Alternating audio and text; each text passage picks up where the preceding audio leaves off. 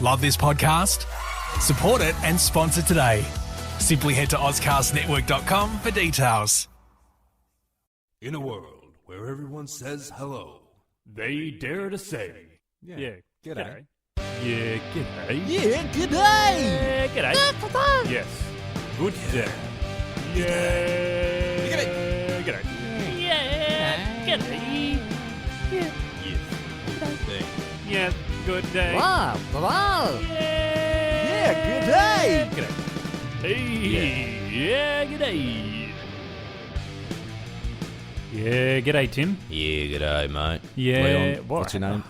I fucked it no, up, didn't I? no. Yeah, g'day, Tim. Yeah, g'day, Leon. Yeah, g'day, everyone. Yeah, g'day, everyone. We're back at it. Yeah, seamless. I've chopped it in post. I chopped that, definitely. Yeah. No, that sounds good. No one will ever know. I've just realised my voice sounds terrible. You do sound sicker than you did yesterday. Yeah. Probably has something to do with drinking. Drinking lots of fluid Yeah, is what you've a been lot doing. of water. Keeping hydrated. There is a lot of water in the hops. Yes. Gin is my drink. But yes. In the gin hops. Gin hops. Yeah. Tim, clarification from last week. For those of you who didn't listen to last week, get the fuck off our podcast. Stop this. Go back, listen, come back, pick it up right from this moment. Right now. I did make fun of you for calling it ice dancing, ice something. Yeah. But which there I didn't is remember. ice dancing. It's a thing. Yeah, we were watching it upstairs just before we came down to record this. Yes, and the differences between ice dancing and figure skating are vast and detailed. Probably about as much difference between a triple flip and a triple toe, which are two tricks they do in the ice dancing, which I could not tell the difference between. Yes, and we also spent a lot of last night watching Skeleton, which is when they I do remember that. Yeah, you remember something from last night, where they jump on their stomach and go 170 kilometers an hour down a tube of ice. Yes, I remember being quite outraged at the fact that these people are called athletes when they're not really doing anything. Yeah. They're brave, I'll give them that. Yeah. If anyone knows how Skeleton works, just give us a quick dot point rundown, Spark Notes, when you got a chance. Yeah. Is there something that they do, like, is there some kind of skill involved beyond being insane enough to hurdle down neck first? Yeah. Because that seems like the craziest part of it. I think neck first is a better way of saying head first. Yeah. Oh, neck first. Well, I mean, the neck is the second thing that goes down. Is the thing, isn't it? So that's our clarification from last week. The snow of the Olympics, Tim, reminds me of an Australian animal. How?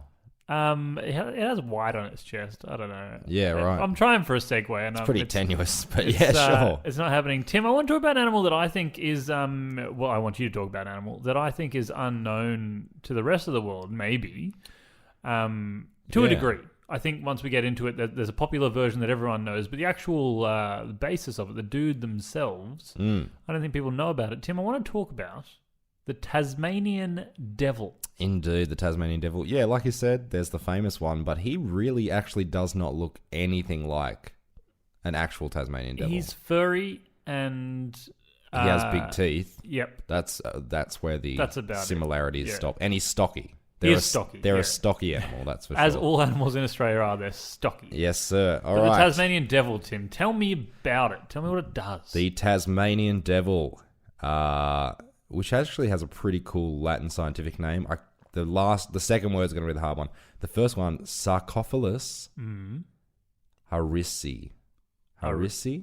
Harisi or Arisi? It's harisi. Harisi. Yeah, but I love that first one, Sarcophilus. Ooh. The Tasmanian Devil is a carnivorous marsupial. They are a marsupial, which means... Yes, basically. They give birth to live young, and I'm assuming there's some kind of pouch involved in this one.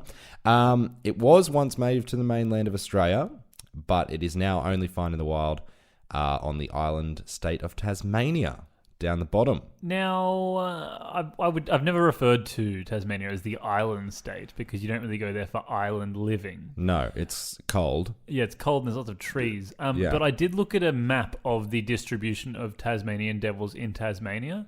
The grey area of Tasmania was where the Tasmanian Devil was. The entire map was grey, Tim. All of Tasmania. All of Tasmania was grey.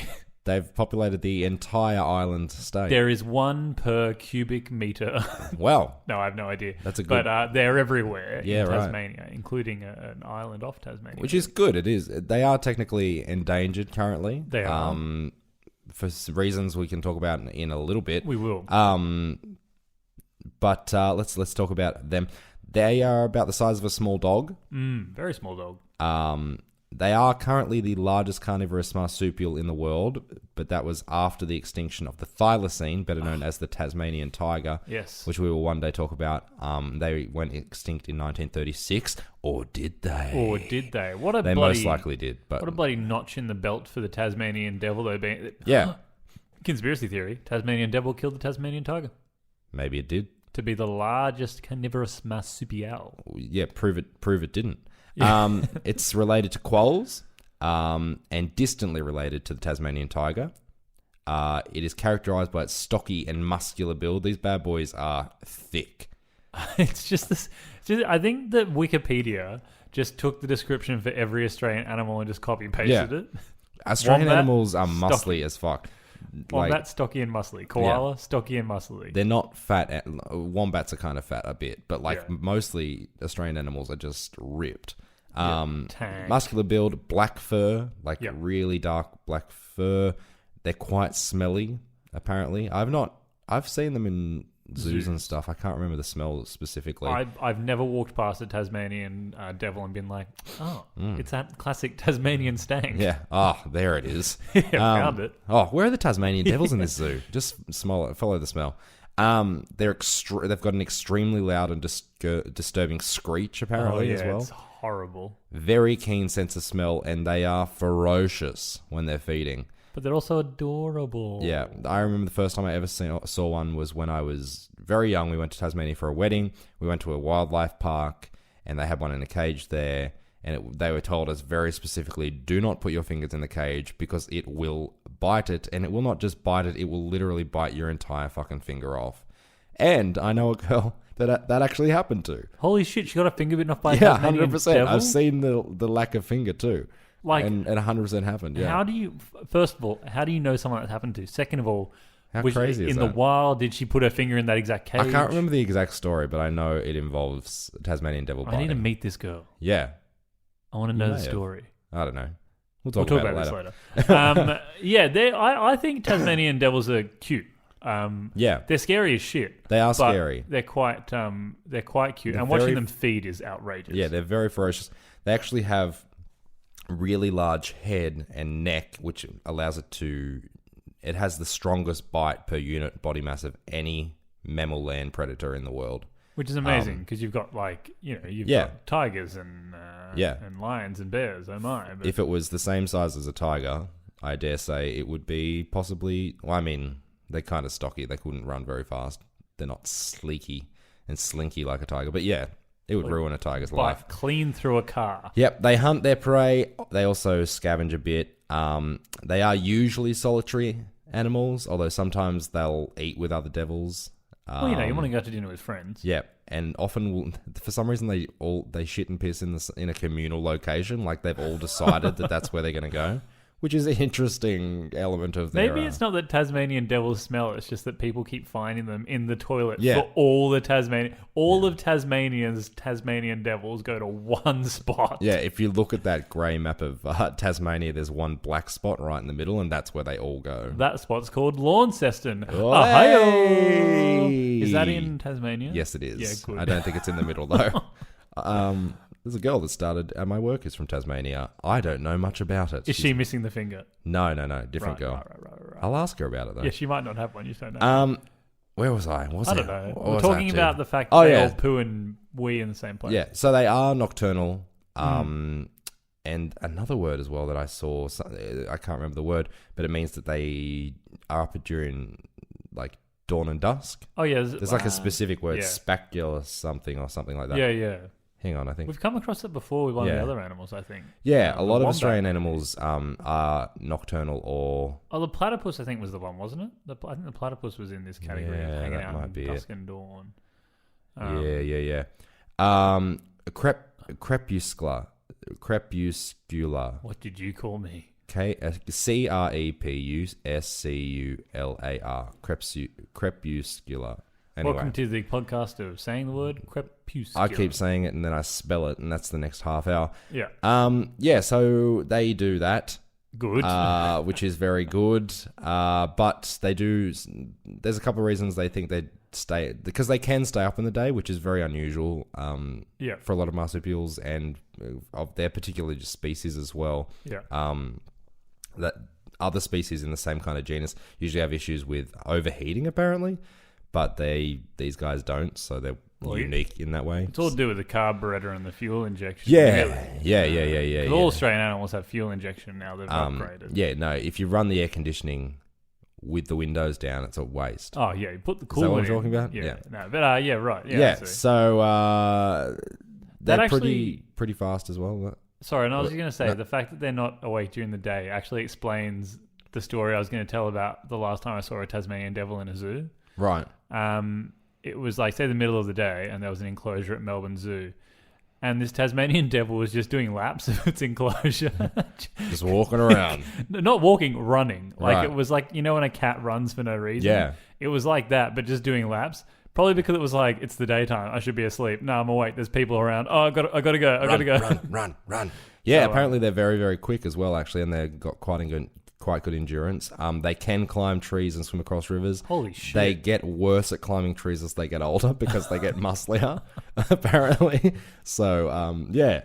So when they were first seen, they were believed to be a type of opossum, which is like some kind of weird That's creature. the American crazy possum thing, isn't it? That's the what one? Americans call possums, which are quite different to our possums, I think. A naturalist, George Harris, wrote the first published description of the Tasmanian devil in 1807. He called it Didelphis ursina because it had bear-like characteristics. They thought everything was bears here when they first got here. What's that big hopping bear? What's that? What's that slithering bear? Yeah, they just thought everything was bears when they first got here. Reptilius bearus. He made a presentation on the topic at the Zoological Society of London. That name didn't stick. Oh no, sorry, it had already been given to a wombat. That name. Yeah, he gave it. Because they're also bear-like. Yeah, a rose by any other name would still smell like a Tasmanian devil. Yeah, absolutely. So anyway, they've been presented a few different times. That's their history of, like, it's not like the platypus where people are like, oh fuck, that doesn't exist. People saw it and they were like, okay. Yeah, we've got those. Looks like a bear. I guess it's probably a bear. Looks like a bear. Smells horribly like a bear. We found like 7 other species of bear there, so we're not surprised to find another one.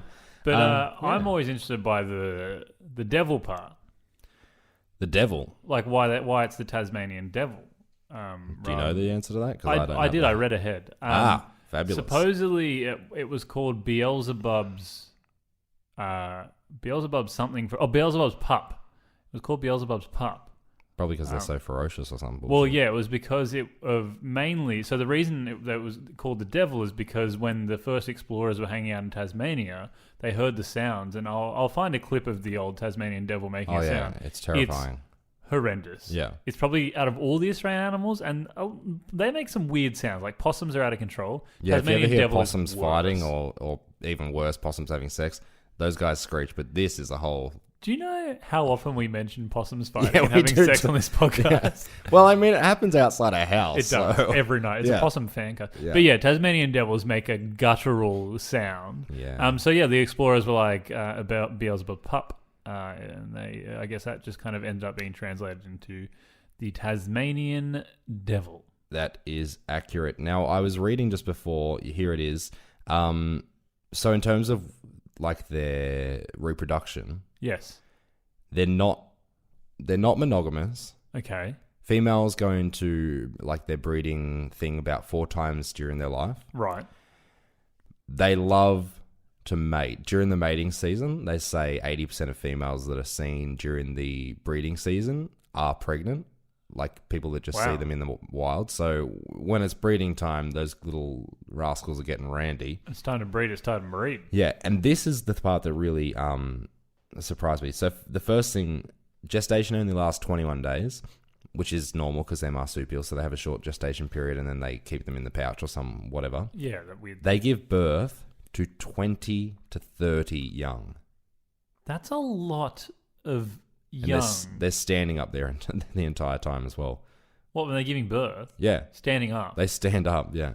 Oh, jeez. The entire time. But 20 to 30, this tiny, because it's not a big creature. Like I said, it's like a small dog. It's like the size of be the size a chihuahua. of, it'd be bigger than Pi, I think. A little bit bigger than Pi. Pi's our fat chihuahua. Yeah, just a bit bigger. So somewhere, live with. in that kind of Yeah. long-haired chihuahua to kind of, Yeah. I don't know, maybe like an Italian greyhound size. Like they're a little bit probably taller. around there. Yeah. Yeah, there's this little thing. That, like, I don't even understand how there's 20 to 30 young in there. Yeah. Like, how do you fit it in there? And no wonder they've been on the endangered list for ages, which we'll talk about in a sec. Yeah. Like I said, no wonder that they're doing okay in terms of fighting it because they give birth to so many of these guys. Yeah, they'll be crazy. endangered for the rest of their lives because they'll just keep this equilibrium Pretty much, of mating. No, Tim, why are they endangered? Oh, the endangered part. I learned about this in science in school. Yeah, so there's a few different things. Obviously, when the Europeans first got here,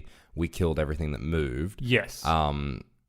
Including the snake bear. Including the snake bear, especially the snake bear. It was terrifying. When they first got to Tasmania, people ate them. Don't expect it to... Like, it smells bad. They said it tastes like veal. So I think it's- it actually wouldn't taste that bad. But if it smells yucky, it probably still smells yucky when you cook it. Yeah, probably. I'll I don't have to find know. one I'm and not. test it out. Can't say I would ever try it. We wouldn't be allowed to try it anymore. Well... So that's one reason. They work cold a lot. Their diet consists largely, if they're hunting, they'll often kill smaller animals. They attack sheep as well, stuff like that. So a lot of farmers did a lot of culling. Similar, pretty much the exact reason that the Tasmanian tiger was killed, and went extinct is because they were killing livestock. Well, don't bring sheep to the country that they live in. Yeah, it's not their fault. Their fellow bears, wombats, share the fact that they get hit by cars a lot. Tasmanian devils, that's the one we're talking about today. Yes, it is today. Get hit by cars a lot, unfortunately, because obviously they don't know what roads are. They don't. There are some that know what roads are, and that's horrifying. Because they're using the roads to their advantage. Yeah, they've got a whole shipment thing going on. Mad Max was based on the Tasmanian trade. But the biggest one, which is been kind of known, I believe since 1996, it's been widely prevalent and understood. There's a big problem with the disease, facial tumor disease that affects them. Devil facial tumor disease. I think it's specific to these guys. Yeah, I believe so. Estimates of the impact range from 20% to as much as an 80% decline in the devil population, with over 65% of devils in Tasmania affected by the disease in some way. It's ridiculous, and I remember even at the time when because I've become fond of Tasmanian devils as time's gone on. But I remember at the time in school being quite upset by it, and I'm still quite upset by it because it's pretty horrible to have this specific disease for this poor little animal that's like wiped out like up to 80% of its population. The reason it's endangered would come down a lot to this one thing because we haven't worked out how to cure it yet. And however, of course, tumors and stuff, generally speaking, in most species, like in humans, it's not transmissible, but this is one of a very, very few transmissible types of cancer. Which is just terrible. Yeah. I read somewhere, let me find it. They are, so as I said, they're all over bloody Tasmania. But they are also... Oh, bloody hell, why can't I find it when I want to? I don't know. Oh, they're also on the tiny east coast Maria Island. Yeah. Which is just off Tasmania, I guess? I believe so, yeah. Which is where there's a conservation project going on with disease-free animals. Yeah, I read recently somewhere that they were starting to make a little bit of headway with it. I think they are. Like, it's been like 20 years or so that we've been looking at it, and I would say for probably, 96 was the first time they saw it and were like, oh, crap. Yeah. and realized what it was. So it was obviously going to be around before then, but that's the first time they identified it. Yeah, and I would say that probably for about 10 to 15 years or so, people have probably been researching it and working on it. Yeah, which is good. But yeah, so that's it's unfortunate. It's like the old myxomatosis with the rabbits. Myxomatosis. It's like the koalas. Koalas and the chlamydia. Chlamydia. Yeah. No, it's sad. But we're not here to talk about sad things. No. We're just here to give you the cold hard facts. No, I've given you the cold hard facts. That's that.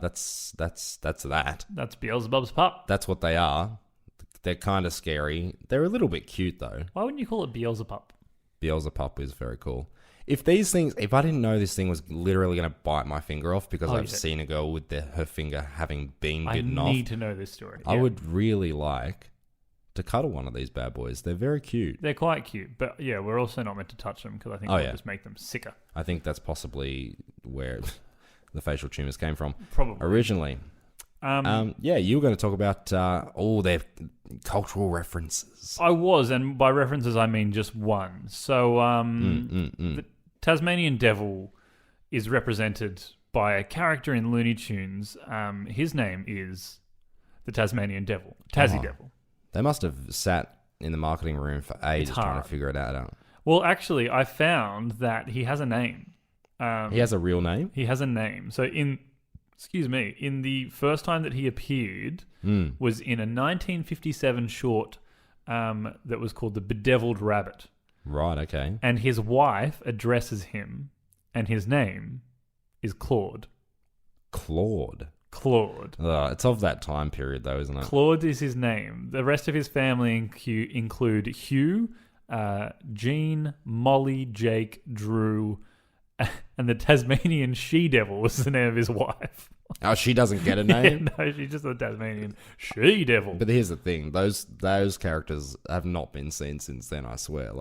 These are all from weird times. So the Tasmanian Devil, as a character in Warner Bros., had a bit of a weird history because it was like 1957, but it says here that he was only in 5 shorts before Warner Brothers cartoons closed down in 1964. Right. So he was only in 5 of those things, but then with marketing and television appearance, he became a new popularity in the 90s and stuff like that. Now he's in Space Jam. He's a great character in Space Jam. They accurately represented the Tasmanian Devil's incredible ability to clean up very quickly and play ball. Spit on something and then give a Tasmanian Devil a mop. Yeah. Yeah. They're very good at cleaning up. They're amazing at playing b-ball. I should have mentioned that earlier. Yeah. They slam dunk. Go on and slam. Welcome to the jam. But yeah, so the thing is with the Tasmanian Devil that we all know from Looney Tunes, it doesn't share that many similarities with the actual Tasmanian Devil. Number one, it's not the right colour. Number two, it's bipedal rather than a quadruped. Take those words home and learn what they mean. It doesn't have a face tumour, so that's inaccurate. That would be a very dark subplot that they could throw into a movie, maybe. But what's his name? Bugs Bunny sitting at the hospital bed of Tassie Devil. Claude, come back to me, Claude. We're gonna find a cure. Oh, it's got dark. So that they believe that his desire to eat all the time was based on the Tasmanian Devil and his ferocity when he was eating. Big ass teeth. His big old mouth. But they said that they took other things from the devil, like he's got his little horns that are made out of his fur on his head, and the fact that he spins. They called it like the devil wind, which I think might be another word for tornado. So they said devil wind, then they said tornado, and they said it in a way that made me think, Martha, here comes the devil wind. It's the devil wind. Yeah. Get out. So he's got all that going for him. Now, the Tasmanian Devil was voiced by a number of people, which surprises me because the Tasmanian Devil says... It's pretty complex. Which is hard. Dialogue, Mel Blanc would have had to study for years for that. Yeah. But he was supposedly based on... The other weird thing that he was based on was Errol Flynn. Really? Yeah, because Errol Flynn's Australian, which I didn't know. We'll have to do an episode on him. Yeah, I didn't know that either. But he's an Australian Hollywood star. Yeah. And supposedly it was based on him. Because as you know, Errol Flynn, he ate lots of raw meat. He spun around very quickly. And he liked to root, I hear. Yeah. And his first name was Claude. Wait. Claude Errol Flynn. Yeah. Claude Errol Flynn. Yeah. It's in brackets. So it's weirdly based on him. Now, the interesting... So, I loved Tassie Devil growing up. I was a big fan of Tassie, yeah. I had I had a yak back, which we've talked about before. The little devices. I had one that was Tassie Devil specific. Oh, so it was nice. it was black and yellow. Yeah. Had a picture of Tassie on it. And you could talk into it, and I think it did the usual yak back things. But I think the only difference was there was one button that when you pressed it went... Yeah, and that drove the price up by about $30. So I loved that yak back. It was great. I loved yak backs in general. I've probably still got mine somewhere. But yeah, so I had that Tassie Devil thing. I'm obviously, as we know, I have 4 different Space Jam shirts. Space Jam is a damn good movie. There's 1 or 2 of them with Tassie on them. He's good. And it was probably the kind of thing, being a kid in Australia, that we were like, well, the Tasmanian Devil is Tasmanian. So, let's link to that because it's the only Looney Tunes character that's Australian in a way. Yeah. There's actually been some interesting court cases. You can read into them yourself, but the Tasmanian government has had to fight with Warner Brothers because Warner Brothers trademarked the name Tasmanian Devil. And the Tasmanian government wanted to use it for various things. They wanted to use Tassie Devil for marketing campaigns. A company wanted to use the name Tasmanian Devil for their lure. And it basically went back and forth where Warner Brothers pay us a fee, and Australia was like, no, we're not paying you a fee. But Warner Brothers always won. But Warner Brothers won. But in the end, Warner Brothers ended up doing a campaign where they were like, we're going to finally get together because there was an Australian, and I will find their name because it's important. There was an Australian Environment Minister, Judy Jackson. Right. The Tasmanian Environment Minister. She was very negative towards Warner Brothers because she said that they've taken the name and they get all this money, but they've never given any money back to the conservation of the Tasmanian Devil. Right, okay. Which is an extremely good point. Yeah. An extremely good point. And so finally they got Warner Brothers to do a campaign with them where they did a select run of Tasmanian Devil plush toys, and all the funds that were gathered from that went to the conservation of the Tasmanian Devil. So I think Warner Brothers were kind of like, we should probably stop being dicks because this poor thing is dying and we're making money off it. But yeah, so that's kind of that stuff with the Tassie Devil and all that kind of stuff. The interesting thing that I found is that Tassie Devil has been in a Wonder Woman comic. Really? So there is... it's called Tasmanian Devil Wonder Woman. It's / Wonder Woman or something like that. Yeah. And basically, it sounds like it's kind of a bit of an origin story in a way. The headline I've got here is Wonder Woman and the Tasmanian Devil make for an epic Greek myth. But I was reading, and it seems like the Tassie Devil was the garter of a maze, of a labyrinth.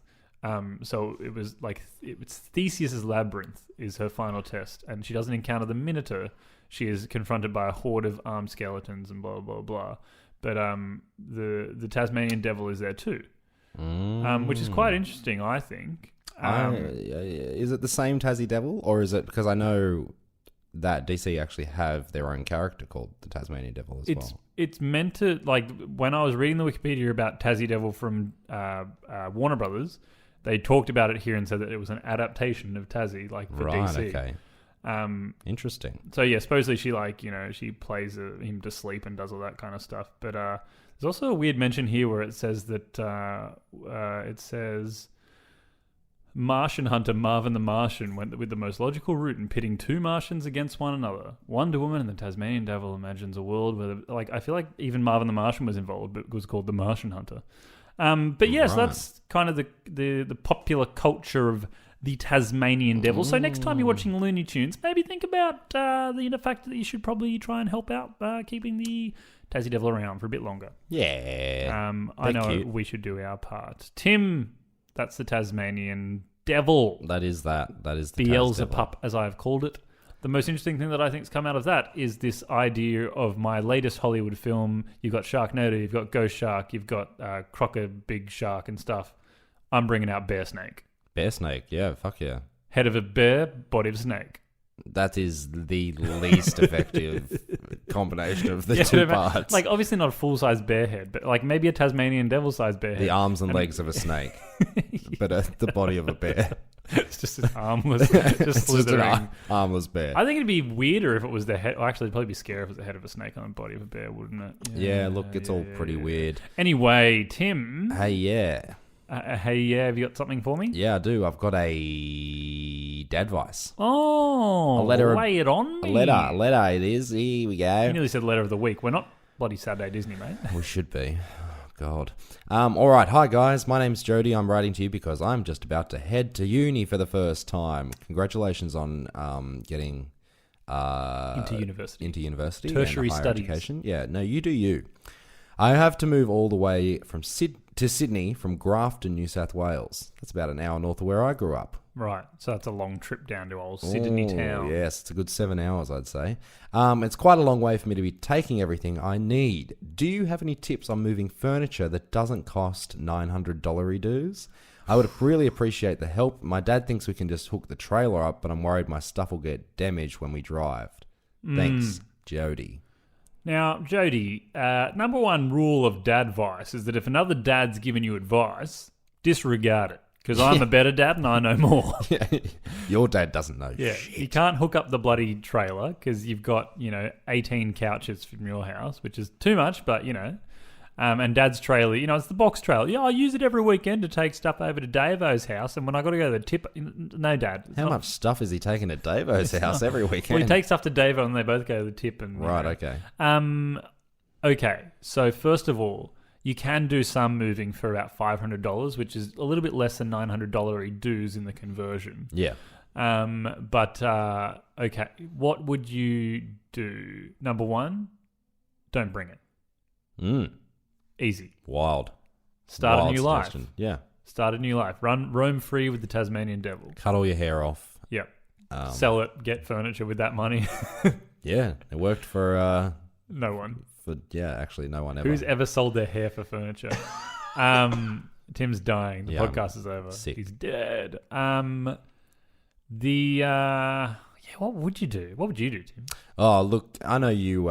You said, that your dadvice is going to trump old dad's dadvice, but I'm all for dad integration. Dads working together to deliver good dadvice. I'm going to stay with Jody's dad. I'm going to add. I'm going to say, look, Jody, the trailer is a cost-effective method of doing this. We're going to get a bunch of bloody foam from Clark Rubber. We'll pad it all up. We'll get some of your mother's old sheets. We'll put that over there. That'll protect it up real nice. Don't tell her you've taken them. The key is rope.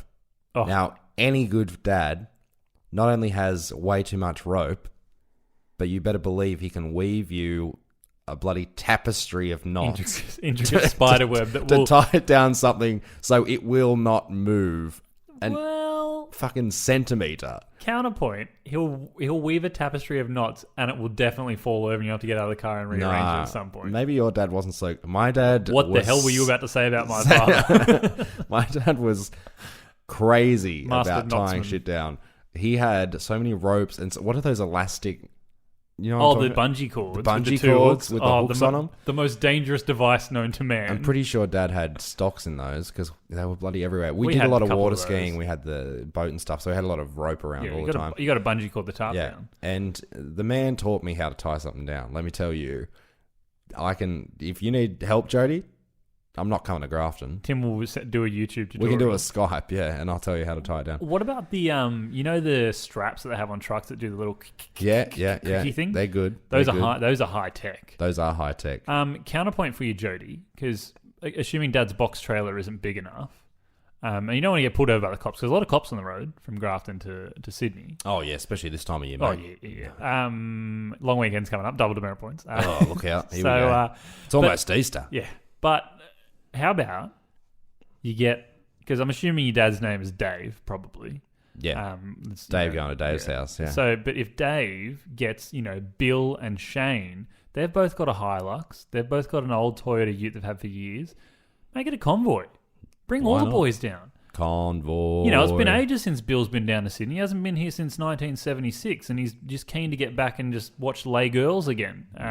Which we've got a lot to tell him about, the fact that Lay Girls is no longer on. It's sadness. But I reckon Dad convoy. Dad convoy? Dadvoy. All right. Yeah. Well, there's something in there. Can you imagine? Yes, something in what we've said. Can you imagine, Jody? I want to put a disclaimer on this.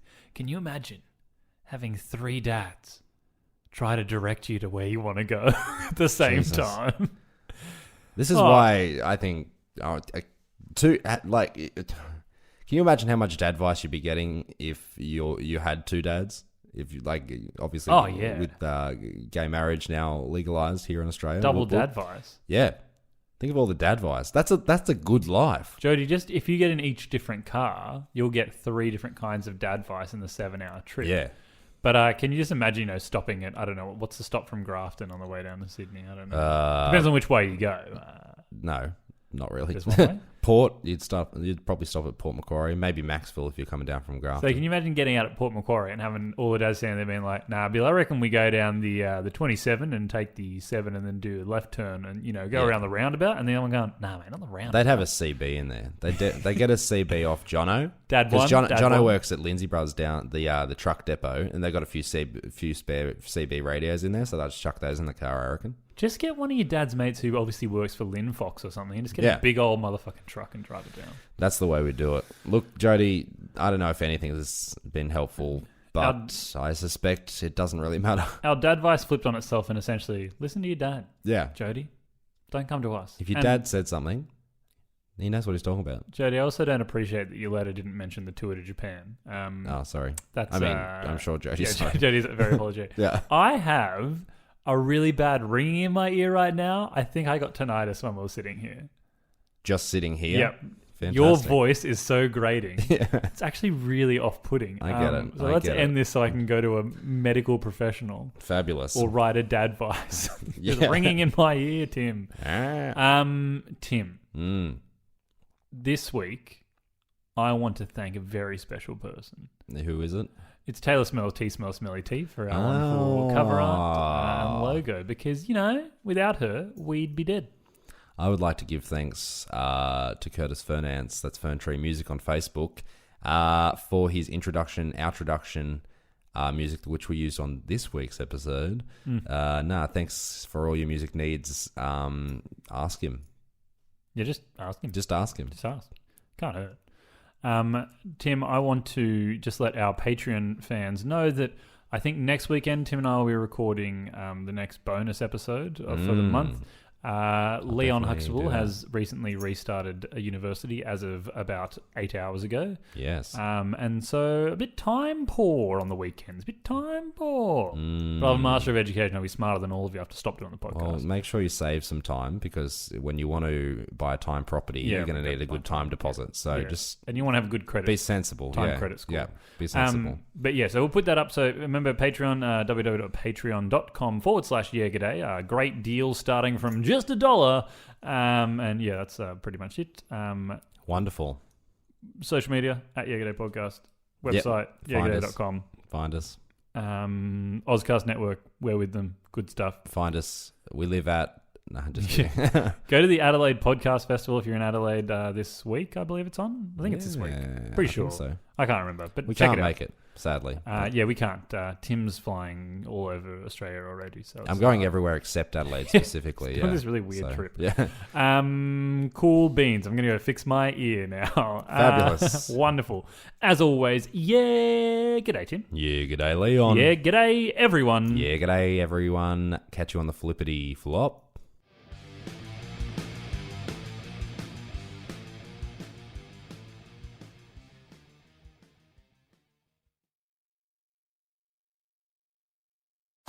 Love this podcast? Support it and sponsor today. Simply head to auscastnetwork.com for details.